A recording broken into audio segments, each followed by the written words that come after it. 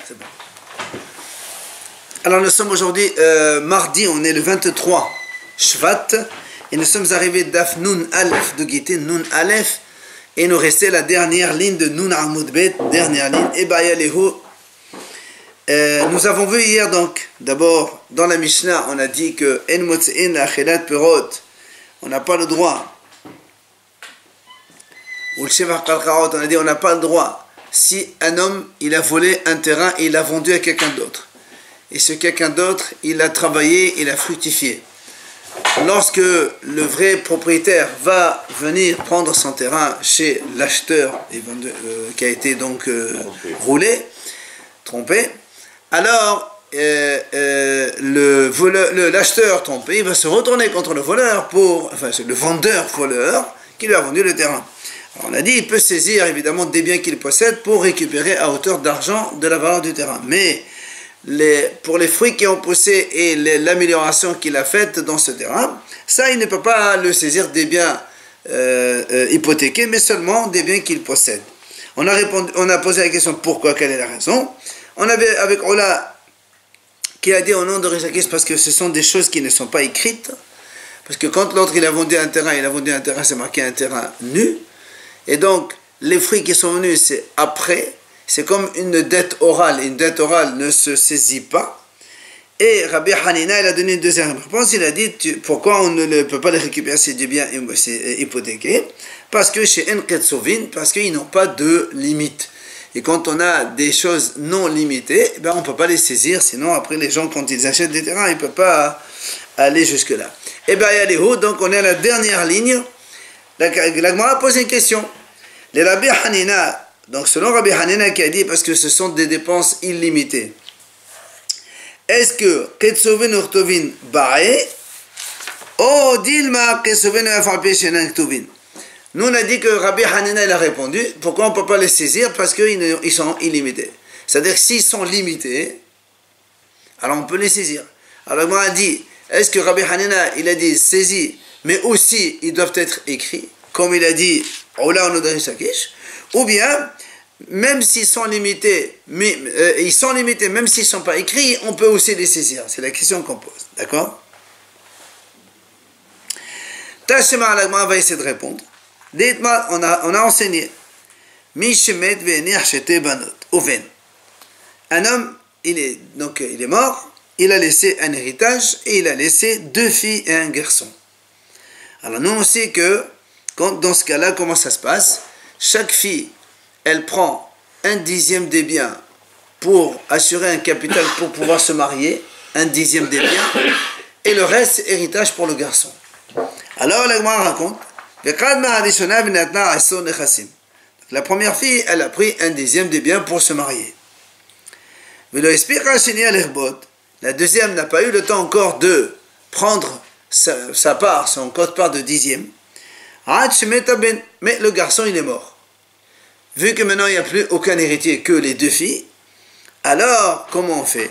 Amar Rabbi Yochanan Rabbi Yochanan dit, la deuxième, elle a perdu. C'est-à-dire, elle ne va pas prendre, d'abord elle dit à sa soeur, je prends moi aussi ma part de 10e, et après on partage l'héritage. On dit non, non, c'est terminé. On partage ce qui reste en 2, c'est terminé. Parce que l'héritage que tu vas avoir, ça va largement te suffire à presque 10e pour pouvoir te marier. Ça, c'est l'avis de Rabbi Yochanan. Amalé Rabbi Hanina. Il vient Rabbi Hanina, il lui dit, Gedela mezo amru. On a dit encore plus que ça. Comment? Motse'in la panasa ve'en motse'in limsonot. Ve'at amra sheniya vetra. On a dit, imaginons, dans ce cas même, imaginons que le garçon, il y avait par exemple un terrain en héritage, il l'a vendu. Alors qu'il n'avait pas le droit, puisque la fille a le droit de prendre 1/10 des biens. Lui, il a vendu. Il y a marqué Motse'in le Parnassa. On a le droit d'aller saisir ces biens vendus pour que la fille ou les filles prennent chacune 1/10 de l'héritage pour se marier. Mais on n'a pas le droit d'aller saisir ces biens vendus pour que ces filles-là, elles se nourrissent. Vous vous rappelez, on a dit que normalement les filles, elles se nourrissent de l'héritage de leur père jusqu'à hauteur de leur mariage. Mais La Gemara dit ici donc, ces filles-là, elles peuvent aller saisir les biens vendus pour donc assurer leur mariage, donc à hauteur de 1/10. Alors, il lui dit, la Gemara dit, tu vois, la parnassa, c'est-à-dire de ce qu'on appelle la dot, le 1/10 des biens, ça aussi c'est limité, puisque les haramim ils disent que chaque fille elle prend 1/10. C'est donc fixé, c'est pas illimité. Mais pourtant, c'est pas écrit dans la Touba. Et pourtant, qu'est-ce qu'on dit?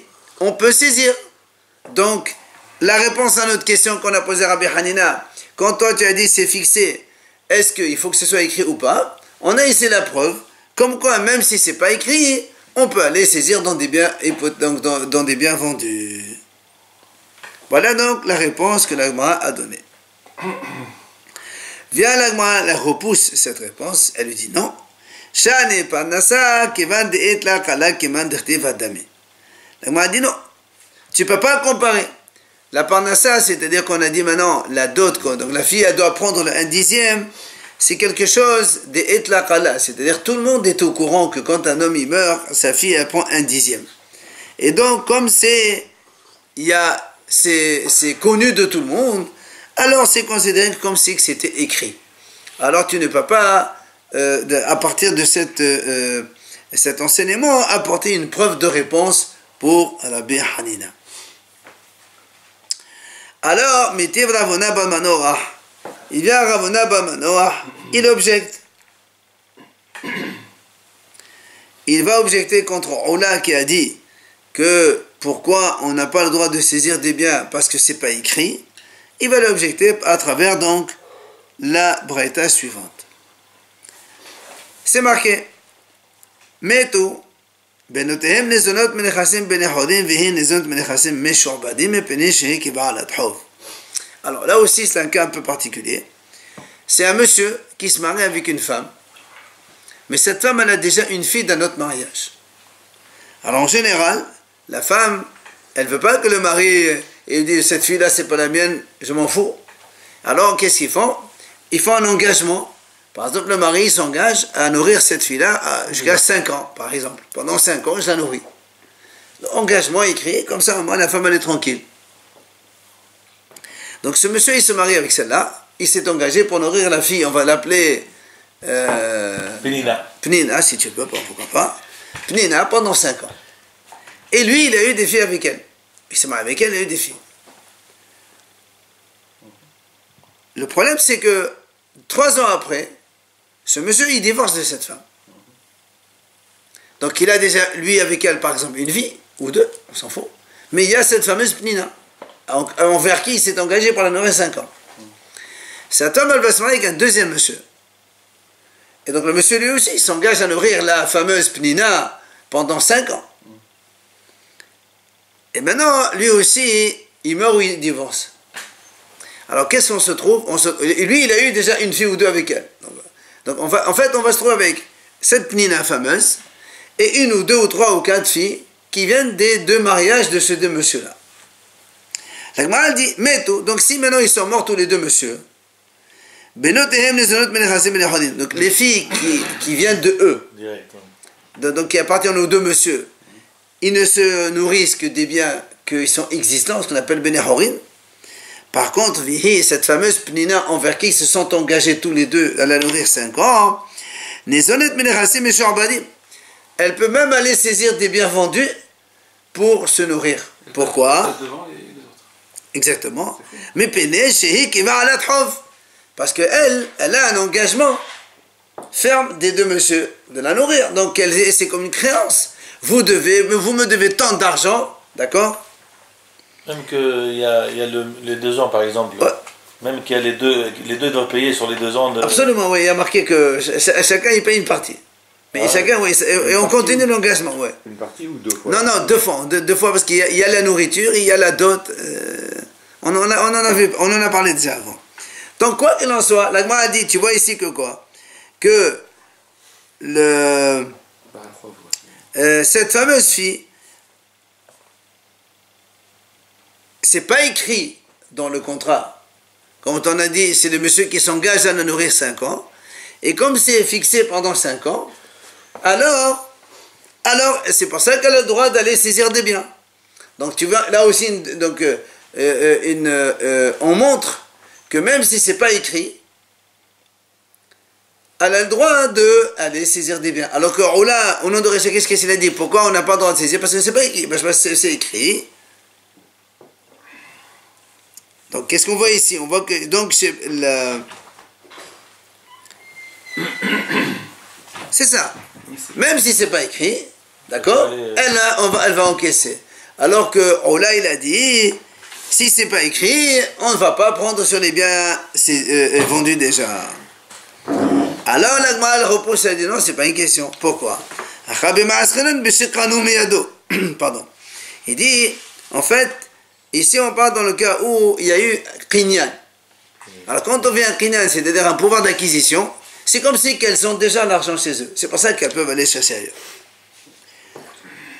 Alors l'Agma dit, alors il dit, pourquoi alors dans ces cas-là, si vraiment elles ont fait Kinyan, pourquoi seulement cette fameuse Pnina elle a le droit? Et les filles qui sont propres aux deux maris, non. Elles aussi, elles ont fait Kinyan.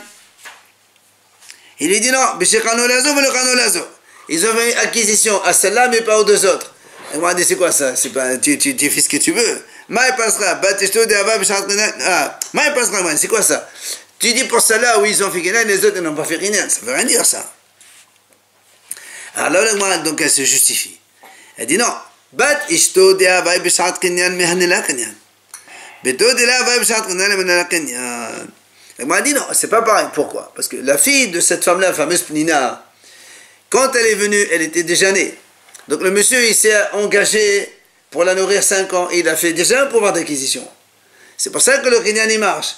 Mais les filles qui vont naître plus tard, d'accord? Les maris, ils n'ont pas fait un Kinyan pour les filles qui vont venir plus tard parce qu'elles ne sont pas encore nées. C'est pour ça qu'on te dit, pour cela il y a eu acquisition. Pour les autres, il n'y a pas eu acquisition. Alors, elle m'a dit alors, Mila Askanan d'Avot Arab Shatkinan, Vechidami Diras Vehada. Elle m'a dit, pourquoi on pourrait ici imaginer le cas suivant. Il a pris cette femme avec cette fameuse Pnina, il a eu des filles avec elle. Après, il a divorcé, et après, il a reprise. Il s'est acquis aussi, il s'est engagé pour tous les 3 ou les 4, combien il y en a. Et donc, ça marche aussi. Alors, comment ça se fait qu'on privilégie cette Pnina et pas les autres filles? Si tu parles qu'il y a eu Kinyan? Et là, l'Agma répond. Bito de Vetnaï Bidin Kaachla la Mehna la Kenyan. Bat Ishto de la Vetnaï Bidin Kaachla Mehna la Kenyan. L'Agma dit c'est pas pareil. Il dit la fille qui est lui propre, d'accord? Elle mange Vetnaï Bidin, ça veut dire comme. C'est un petit peu naturel qu'un homme nourrit sa fille. C'est normal. Donc c'est pour ça que le Kinyan, il ne marche pas avec elle. Alors que la fille qui vient d'une femme d'un autre mariage, lui, il n'est pas du tout responsable de la nourrir. Il peut dire, moi, je ne la connais pas celle-là. Donc s'il s'engage à la nourrir, alors là, il y a Kinyan. Alors le m'a dit, il dit comment? Sa fille à lui, elle est moindre que la fille de dehors. C'est pas possible. Et là, la m'a dit, tu sais quoi? Bito qui va dire elle m'a dit non, en vérité, sa fille, elle est encore plus privilégiée. Mais alors pourquoi qu'elle n'a pas le droit de saisir? Parce que tout simplement, nous on dit que sa propre fille, on imagine que le mari, il a dû lui donner, enfin le père, il a dû lui donner quelques biens quelque part sans qu'on le sache, puisque sa fille à lui. C'est pour ça qu'on ne peut pas lui permettre d'aller saisir des biens ailleurs. Alors que la fille de l'extérieur, que normalement il va pas lui donner de l'argent, il ne connaît pas celle-là. Alors elle a le droit d'aller saisir des biens. Donc on voit bien une différence entre les deux.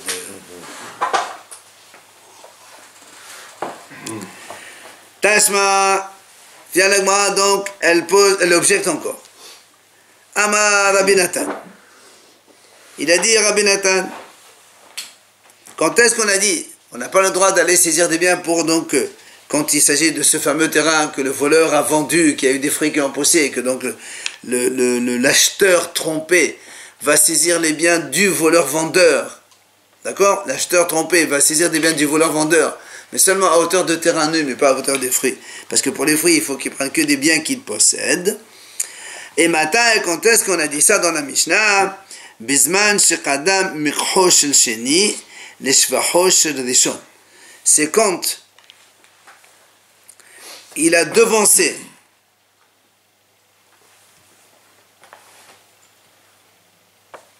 C'est ça. Parce que nous, on va imaginer le cas. Réhouven, il a un terrain. Shimon, il est voleur. Il a volé le terrain chez Réhouven. Il l'a vendu à Lévi. Nous, on a dit, Lévi, il a travaillé le terrain. Maintenant, Réhouven, le propriétaire, il vient et dit, monsieur, c'est mon terrain. Très bien. Donc, Lévi, il rend le terrain à Réhouven, le propriétaire, c'est normal. Après, maintenant, Lévi, il va se retourner contre Shimon, le voleur-vendeur, pour lui saisir ses biens. Et comment il va saisir des biens? Imaginons que Shimon, il avait un autre terrain qu'il a vendu à Issachar. Donc, Lévi, il va se retourner contre Issachar pour prendre ce bien. Alors, nous, on dit, quand est-ce que il n'a pas le droit d'aller saisir c'est-à-dire que Issachar, il a acheté le terrain chez le voleur avant que l'autre ne fasse fructifier le terrain. Là, il ne peut pas le toucher, puisque quand il a acheté le terrain, il n'y avait pas encore des fruits. Mais si, mais si, imaginons que Lévi, il a travaillé le terrain, il est tranquille, et ça a poussé, et après, avant que le propriétaire ne vienne lui prendre son terrain qui est à lui, Shimon, il a vendu un terrain entre-temps à un monsieur, Issachar. Alors là, dans ces cas-là, puisque quand on est venu lui prendre son terrain, le terrain, lui, il était avant que le terrain ne soit vendu de Shimon à quelqu'un d'autre, là, il peut saisir le terrain. C'est ce que dit Rabbi Nathan ici. Oui, c'est juste pour récupérer le manque à gagner. Non, voilà, absolument. Parce qu'hier, on a vu que... Non, pour le terrain, il n'y a aucun souci. Il va les investissements, ils récupèrent absolument, absolument. Le vrai... Exactement. Alma Meshum de l'Académie. Donc il a dit, tu vois bien, la raison, c'est pas parce que, comme on a dit nous, c'est écrit ou c'est pas écrit. Tout simplement, qui a devancé?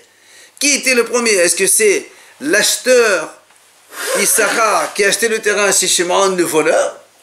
Ou c'est Lévi, le acheteur trompé? Tout dépend qui a été avant. Est-ce que lui, il a fructifié le terrain avant que l'autre en achète, ou bien l'autre, il a acheté avant? Et donc, ça n'a rien à voir avec l'histoire, tu me dis, fixé ou écrit ou pas écrit. Alors, l'Agma lui répond, Tanaï, tu as raison, c'est une mahlouk des Tanaïm.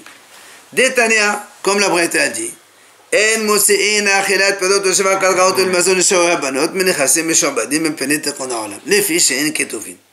Donc, il dit la première Tanna, et comme ça la Braïta dit, on n'a pas le droit donc d'aller saisir des biens chez quelqu'un. Comme dans notre cas, nous, donc, qui a vendu un terrain volé, et qu'après l'autre il a fait fructifier, après le propriétaire il est venu saisir le terrain, et donc maintenant l'acheteur trompé se retourne contre le voleur vendeur, on ne peut pas saisir des meshobadim, mais pénétrer qu'on a, parce que ceux qui achètent, ils ne sont pas au courant de ce qui se passe au niveau de la production. Amar Rabbi Yossi, il vient Rabbi Yossi dit non, mais pas du tout, c'est pas une question d'arrangement du monde, tout simplement, mais ils ne sont pas fixes. Comme il a dit Rabbi Hanina, c'est-à-dire en fait c'est une mahlouk de Tanaïm, est-ce que c'est à cause de ça, ou est-ce que c'est à cause de l'autre raison? Donc là, ce qu'ils ont dit Ola et Rabbi Hanina, c'est donc mahlouk de Tanaïm. Rabbi Hanina, c'est ça. Ok? On arrive maintenant à la dernière idée de la Mishnah. Hamotse mitse'a lo yishava. Rappelez-vous, on avait dit comme ça. Si quelqu'un il trouve un objet perdu, il déclare, voilà, moi j'ai trouvé un sac. Celui qui me donne un siman, je lui donne. Il vient, monsieur lui donne un siman. Il lui rend le sac. Il ouvre, le monsieur lui dit, ah, maintenant il manque quelque chose dedans. On a dit, on ne fait pas jurer le trouveur d'objets volés. Parce que sinon, personne ne rend. Alors, Amar Rabbi Ishaq, il vient Rabbi Ishaq, il dit, Shene kisin cheshodin masat ali, vehala omer lo masat ali ehad, nishba. Rabbi Ishaq, il dit comme ça, si le monsieur, celui qui a perdu l'objet, il dit, moi j'ai perdu 2 sacs attachés l'un contre l'autre. Ils sont attachés, 2 sacs. Et l'autre lui dit, non, moi j'ai trouvé un seul. La Gemara a dit, Nishba, Rabbi Ishaq il dit, il doit jurer. Attends. Il doit jurer. Maintenant, maintenant Rabbi Ishaq dit autre chose.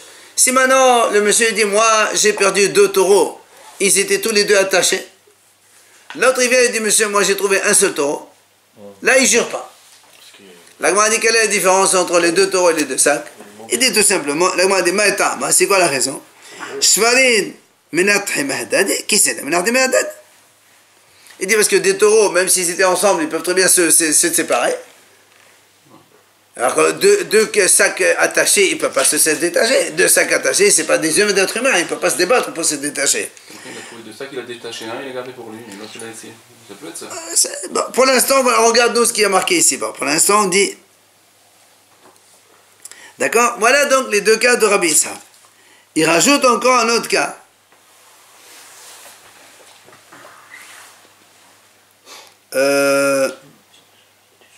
שני ספרים קשורים מסעת ועל אומר מסעתי והחזרתי לך אחד מהן זה נשבע. La Gemara dit un troisième cas, un monsieur lui dit moi j'ai perdu 2 taureaux attachés. L'autre lui dit oui c'est vrai, bien sûr j'ai trouvé 2 taureaux, je t'en ai rendu un, il me reste un autre. Là aussi il va jurer. Là, c'est beaucoup plus facile. Il avoue une partie, donc on ne parle plus de médecin ici. Alors maintenant, elle revient sur ce qu'on a dit tout à l'heure. La Gemara dit comment? Nous, on a dit dans la Mishnah, quand quelqu'un trouve un objet, il va le rendre. En général, on ne le fait pas jurer. Sinon, personne ne va rendre des objets. Et maintenant, Rabbi Issachar, il dit non, il faut le faire jurer. D'accord? Question du 2 sacs. Ok. À l'intérieur, il va s'attacher. Hein? Tout à l'heure, c'était à l'intérieur quand il a dit on ne peut pas jurer, c'est parce que. Non, pour les taureaux, il a dit on ne peut pas jurer parce que les taureaux peuvent se débattre. Il a dit monsieur, moi j'ai trouvé un. Ça, c'est concevable. Dans la Mishnah, il a dit parce que c'était à l'intérieur ce qu'il y avait. Non, dans la Mishnah, on a dit comme ça. Nous, on a pris un exemple comme ça. Celui qui trouve un objet perdu, il ne jure pas. Zéro. Sinon, les gens ne vont pas rendre des objets. Et là, Rabbi Issachar, hein? Il aura acquis s'il ne connaît pas le destinataire. Non, il va donner un signe. On va donner un signe. On ne prend pas un objet comme ça. Je trouve un sac. Je déclare, j'ai trouvé un sac. Celui qui vient, il dit, voilà, c'est un sac de telle couleur, de telle marque, tel truc, et choses. Et entre-temps, qui est-ce qui conserve le sac? C'est le trouveur. Ah, le trouveur. Heureusement, celui qui a trouvé, il ne va pas le montrer, sinon après tout le monde va le prendre. Et après, celui qui donne un signe, on va lui donner. Il ouvre et dit, monsieur, non, tu m'as pris des choses dedans. Alors on dit, on ne fait pas jurer. C'est ce qu'on a dit dans la Mishnah. On ne donne pas la police, c'est un intermédiaire. Non, il n'y a pas de police. Non, quand je dis police, c'est l'intermédiaire qui... Ah non, il n'y a pas d'intermédiaire. Vous gardez-le, vous faites la mitzvah, vous rendez un objet perdu. Mais ça, c'est vous qui l'avez fait. Maintenant, donc, comment ça se fait que Rabbi Issachar, il a dit, si quelqu'un, il lui dit, moi, j'avais 2 sacs attachés. Lui, il dit, monsieur, moi, j'ai retrouvé un seul. Lui, il a dit, on le fait jurer. Tu fais jurer. On a dit, on ne fait pas jurer ceux qui trouvent des objets perdus. Mal va répondre Rabbi Issachar, pourquoi il a dit ça? Parce que lui il pense comme Rabbi Eliezer ben Yaakov. Qu'est-ce qu'il a dit? Netanya. On a une braïta qui dit Rabbi Eliezer ben Yaakov Omer Pe'amim she'adam nishba al ta'anat atzmo. Il dit des fois un homme on l'oblige à jurer sur sa propre parole. C'est-à-dire personne ne lui réclame rien. Lui, il vient prononcer des paroles et on le fait jurer. C'est quoi? Tout de suite. Katsad. La Gemara dit Katsad.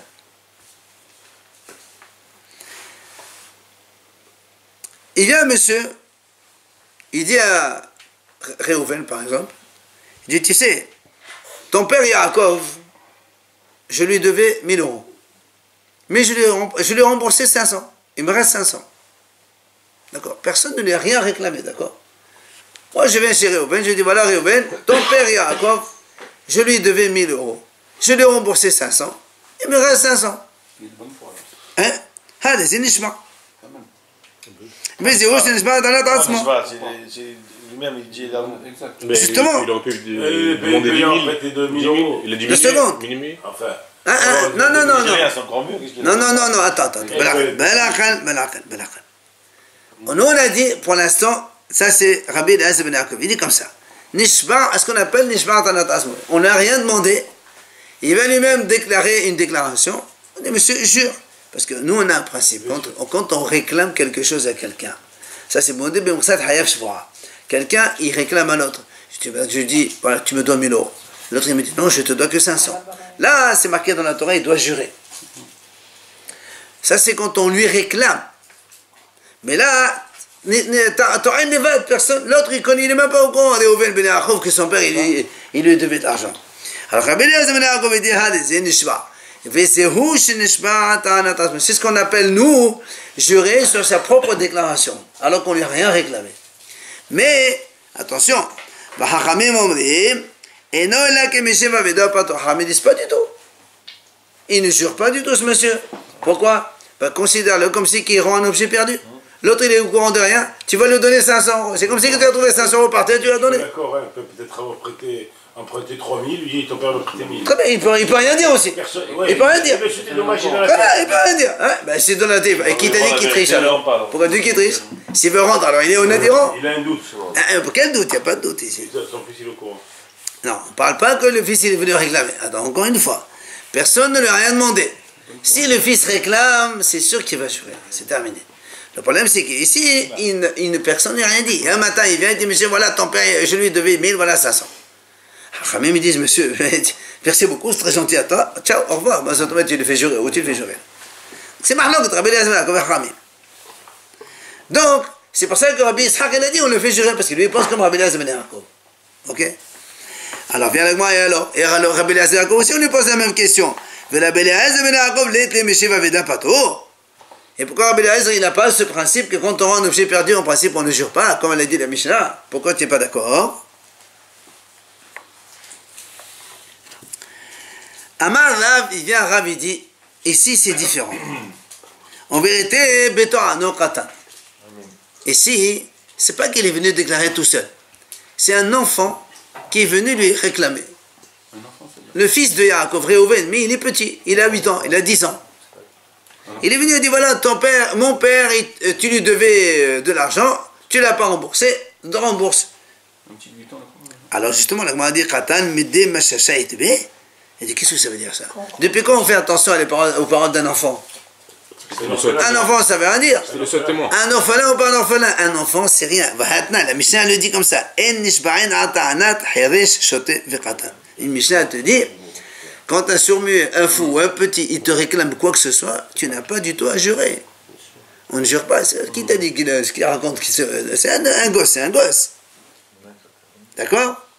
Maintenant, nous, on veut savoir pourquoi, pour les deux objets qui étaient attachés là. C'est la question. Justement, c'est la question qu'on pose maintenant. Pour l'instant, on a dit que Rabbi Yitzhak pense comme Rabbi Eliezer, Ben Yaakov, et on est en train de poser la question, Rabbi Eliezer, Ben Yaakov, pourquoi Rabbi Eliezer, Ben Yaakov, il dit on fait jurer.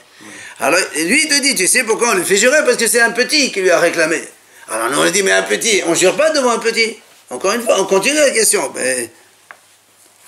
il dit, Maï Khatan Gadol. Il dit non, ici, c'est Khatan, toi tu as compris, c'est un enfant qui n'est pas bar mitzvah. En fait, c'est un gadol. Non, il est bar mitzvah. C'est un grand garçon. Alors pourquoi tu l'appelles Khatan? Viens, mais Khatan. Pourquoi tu l'appelles Khatan? Si c'est un gadol, c'est pas qu'il y a pas de pression. Attends. Del Gabi, mais les David, Khatan, ho. Il était petit à l'époque. Attends. Il dit non, c'est un enfant, c'est un monsieur qui est grand. Il a bar mitzvah. Il a 15 ans. Donc c'est pas un gosse. Alors pourquoi tu l'appelles petit? Et par rapport à son père qui est mort, lui, c'est un petit, il ne sait pas gérer. C'est un enfant qui ne sait pas gérer les biens. D'accord? Donc c'est un enfant de 15 ans qui vient lui réclamer. Il dit voilà, mon père, tu lui devais 1000 €, rends-moi. Et lui, il lui dit non, j'ai remboursé 500, il me reste 500. Alors c'est pour ça que Rabbi Eliezer Ben Yaakov a dit dans ce cas-là, il jure. C'est-à-dire Rabbi Eliezer Ben Yaakov, il te dit moi, je suis d'accord avec la Mishnah. Quelqu'un qui vient rendre un objet perdu, c'est sûr qu'il ne va pas jurer. Mais dans ce cas-là, c'est différent. C'est pas quelqu'un qui rend un objet perdu, c'est un garçon de 15 ans qui lui réclame. Ah, la Gemara dit, qu'est-ce que tu racontes? Tout à l'heure, tu as dit, Rabbi Eliezer Ben Yaakov a dit, il y a des cas où un monsieur, sans qu'on lui réclame rien du tout, lui, il vient une déclaration et on le fait jurer. Et là, tu me dis qu'il est venu lui réclamer un garçon. Ça s'appelle plus Ta'anat Asmo.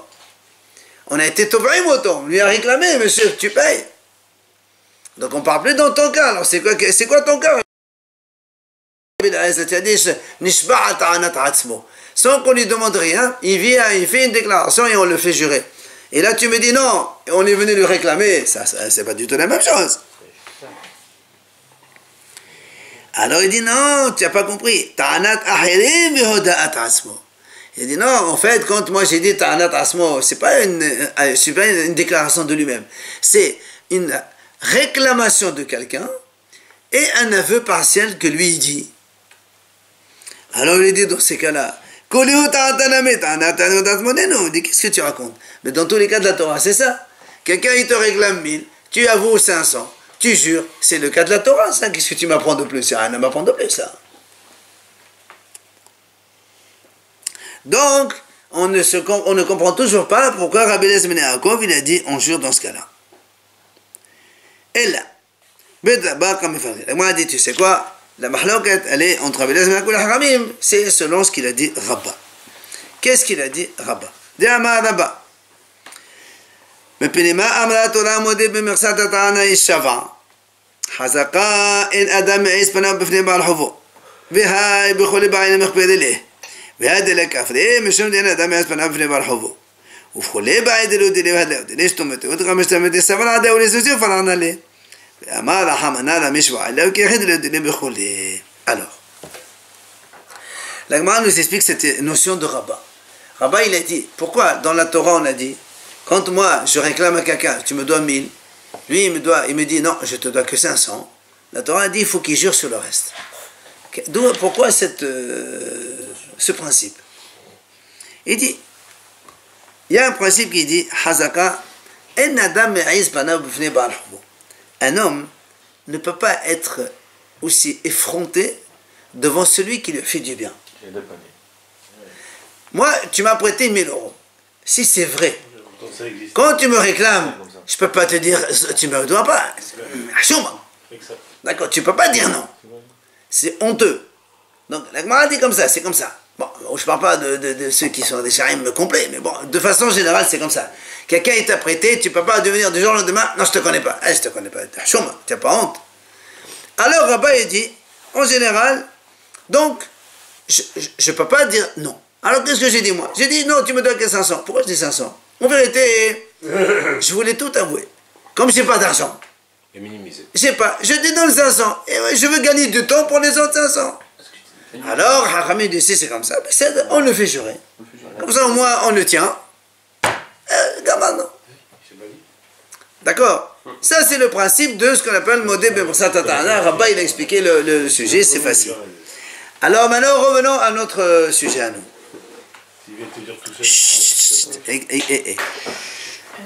On parle ici, Rabbi Eliezer ben Yaakov le Haramim. Rappelons, c'est un garçon de 15 ans qui vient réclamer au monsieur, mon père, tu lui devais 1000 euros. Lui, le monsieur, il dit, moi je devais que 500. On a dit, on le fait jurer. Alors, Rabbi Eliezer ben Yaakov dit, on ne le fait pas jurer. Et Rabbi Haramim dit, on le fait jurer. On va expliquer la raison de chacun. Alors, regardez la Gemara. Rabbi Eliezer ben Yaakov sava lo shna bo velo shna bivno eno me'iz.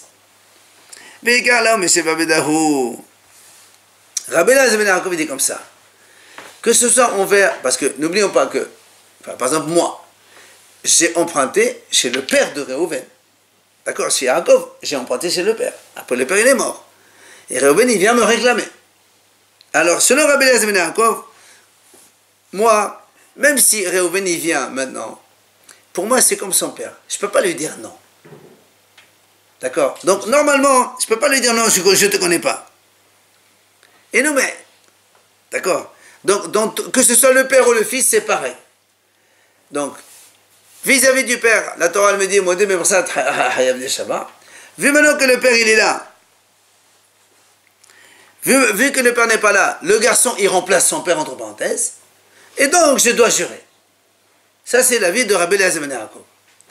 Ils viennent, Hachamim, ils disent, Verabanan savne, bohu de eno me'iz, aval beno me'iz, mais de la me'iz, mais sheva bedahu. Hachamim, ils disent, pas du tout. Si c'est Yaakov qui vient me réclamer, il y a le père, il me dit, voilà, je t'ai prêté 1000, tu me rembourses. C'est sûr que je ne peux pas lui dire non. Tu m'as donné l'argent, je vais te dire non. Mais si c'est le fils qui vient, je ne connais pas, moi, le fils. Je peux lui dire non, je ne te connais pas.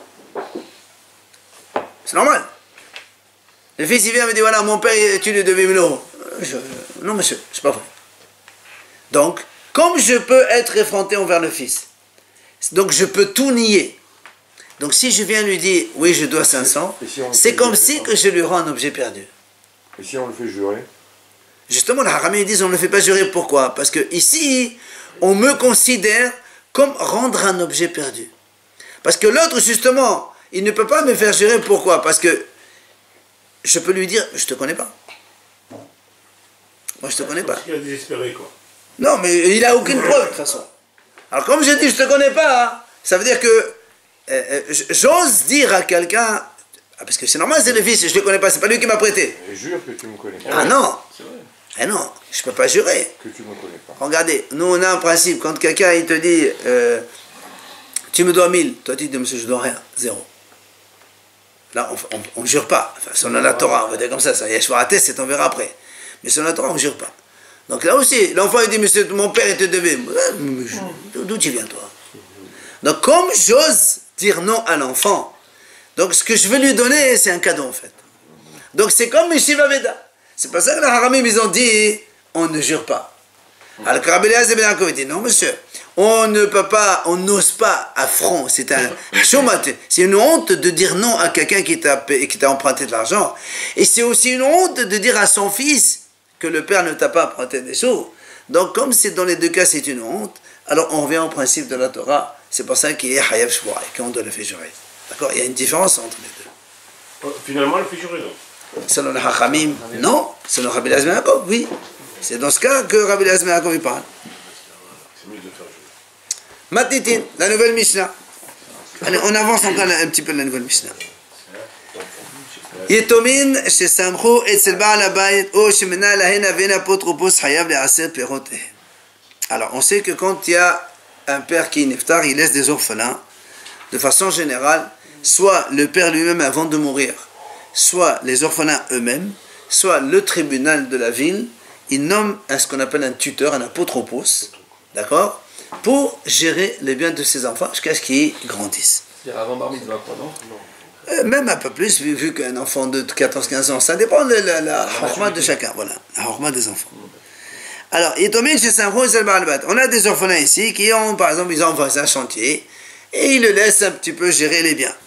Ou bien, ou bien c'est leur père lui-même, avant de mourir, il leur a nommé un tuteur, il savait que ça allait mal, il leur a nommé un tuteur. Et la mère, elle ne peut pas rien faire, là? Elle ne gère pas, la mère, elle est à la maison, elle ne peut pas travailler.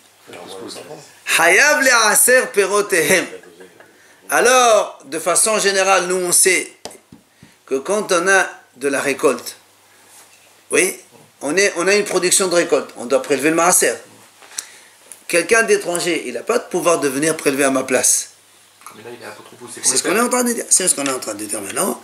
Bien que je n'ai pas le droit, je suis un étranger complet. Alors, Hayav le'aser perotehem. Ce même apotropos, ce tuteur-là, il doit